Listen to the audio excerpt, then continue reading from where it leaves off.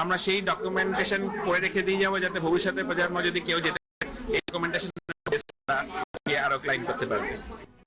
সন্ধানে লাদাখে দুর্গম চেনমো উপত্যকার পথে বাংলা 13 জন পর্বতারোহী 6536 মিটার উঁচু চ্যাং চেনমো কাংরি এবং নাম না জানা শৃঙ্গ জয়ের লক্ষ্য।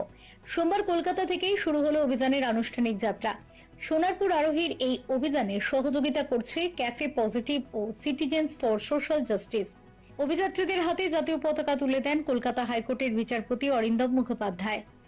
অনুষ্ঠানে ছিলেন ডক্টর কল্লোল ঘোষ, আইনজীবী অরিন্দম দাস, পর্বতারোহীর সত্যরূপ সিদ্ধান্ত, মাধবীলতা মিত্র এবং দেবাতি রায়চৌধুরী। এভারেস্ট ও কাঞ্চনজঙ্ঘা জয়ী রুদ্রপ্রসাদ হালদারের নেতৃত্বে এগোবে দল। কোনো শেরপা বা গাইড ছাড়াই নিজেদের দক্ষতায় অভিযান চালাবেন 13 জন। দলে রয়েছেন সত্যরূপ সিদ্ধান্ত, অনিন্দ মুখোপাধ্যায়, ইয়াসমিনা খান সহ অন্যান্যরা। মঙ্গলবার কলকাতা থেকে রওনা দিয়ে জম্মু, কার্গিল এবং লেহ হয়ে ফোবরাং গ্রামে পৌঁছবেন তারা। পাহাড় জয়ের পাশাপাশি থাকছে মানবিক উদ্যোগও। ফোবরাঙে স্থানীয় স্কুলের পড়ুয়াদের হাতে শিক্ষা সামগ্রী ও খেলাধুলার সরঞ্জাম তুলে দেবেন অভিযাত্রীরা। অর্থাৎ শৃঙ্গ জয়ের সঙ্গে মানুষের পাশে থাকার বার্তাও দেবে বাংলার এই দল। আমরা এই অভিযানে মোট যাচ্ছি 15 জন।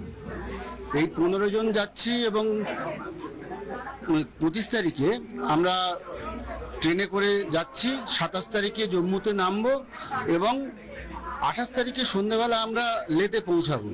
লেতে আমাদের বিভিন্ন অফিসিয়াল কাজকর্ম থাকবে, বিভিন্ন আর্মির ইউনিটে আমাদের কাগজপত্র ইন্টিমেশন দিতে হবে।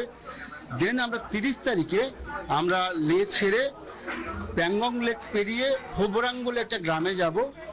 গ্রামে গিয়ে আমরা ওখানে স্কুল আছে, সেই ছেলেদের সঙ্গে এইসব জিনিসপত্র তারিখ আমরা ফোবরাং থেকে মার্সিমিকলা পেরিয়ে আমরা সোকসালু বলে যে জায়গাটা আছে ক্যাম্পে পৌঁছাবো। এবং তারপর দিন মানে হচ্ছে 1 তারিখ পয়লা সেপ্টেম্বর থেকে আমরা ট্রেকিং করে বেস ক্যাম্পে পৌঁছাবো এবং তারপর থেকে আমাদের প্রায় 23-24 দিনের জন্য মাউন্টেনিয়ারিং অ্যাক্টিভিটি হবে। সেখানে মানে আমাদের চ্যাং চেনমো যে পিকটা আছে 6536 মিটারের পিক, এই পুরো চ্যাং চেনমো ভ্যালি বা নদীটার নামও চ্যাং চেনমো, এই পুরো অঞ্চলটা আনএক্সপ্লোর। আমরা প্রথমবার যাচ্ছি, আর্মি থেকে পারমিশন পেয়েছি এবং এইখানে শুধু চ্যাং চেনমো নয়, তার সঙ্গে সঙ্গে আরও 7-8খানা পিক পর্বত রয়েছে। আমরা চেষ্টা করব যাতে ওই সমস্ত পর্বতের মধ্যে অন্তত 3-4টে ক্লাইম্ব করার মানে যেমন ওয়েদার থাকবে সেই অনুযায়ী। হ্যাঁ, আমাদের গত কয়েক বছর ধরে আমরা চেষ্টা করছি এমন এমন জায়গায় এক্সপিডিশন করার যেখানে ওয়ার্ল্ডের কেউ কখনো করেনি এবং ভার্জিন পিক এক্সপ্লোর করার। আমরা তো কমার্শিয়াল এক্সপিডিশনে গিয়ে গিয়ে অভ্যস্ত, এভারেস্টকেও দেখেছি আমরা গাইড নিয়ে, শেরপা নিয়ে সবাই যাচ্ছে, কিন্তু আমরা সেই করতে গিয়ে এত কমার্শিয়ালাইজ হয়ে যাচ্ছে যে অ্যাকচুয়াল মাউন্টেনিয়ারিং এর যে ক্লাসিক ওয়ে অফ মাউন্টেনিয়ারিং সেটা আমরা ভুলে যাচ্ছি, সেই স্কিলগুলো চলে যাচ্ছে।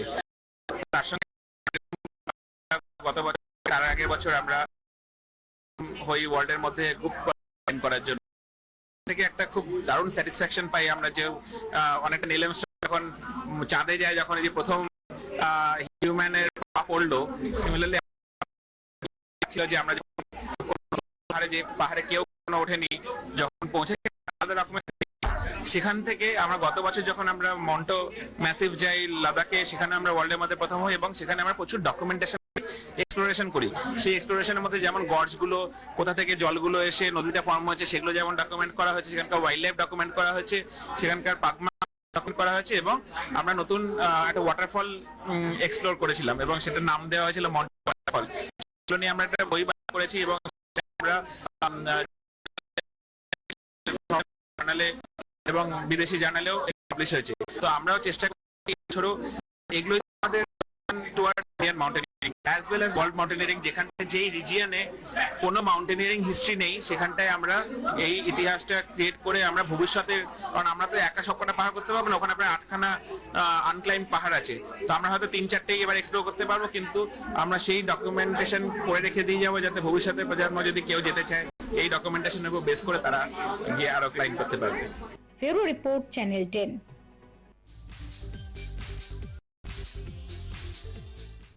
আগামী 4 সেপ্টেম্বর বিশ্ব বাংলা